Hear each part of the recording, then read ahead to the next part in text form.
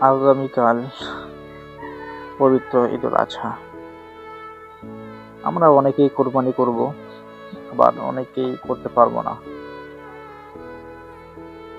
যারা কোরবানি করব আমরা সকলেই নিয়ত করব যেন একমাত্র আল্লাহ তাআলাকে রাজি খুশি করার জন্যই কোরবানি করতেছি। আর যারা করতে পারে নাই তাদের পাশে আমরা দাঁড়াবো। অনেকে এমন মানুষ আছে যে আপনার কাছে চাবে না, তারা চাইতে লজ্জা বোধ করবে। আপনি তাদের বাসায় গিয়ে পৌঁছে দিয়ে আসবেন, তাদের হকটা তাদের কাছে পৌঁছে দিয়ে যাবেন।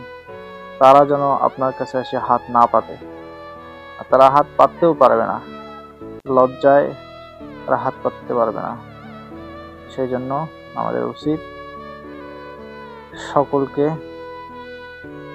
সকলে মিলেমিশে ঈদুল আজহা উদযাপন করা। আল্লাহ তাআলা আমাদের সকলকে তৌফিক দান করুক। আল্লাহুম্মা আমিন।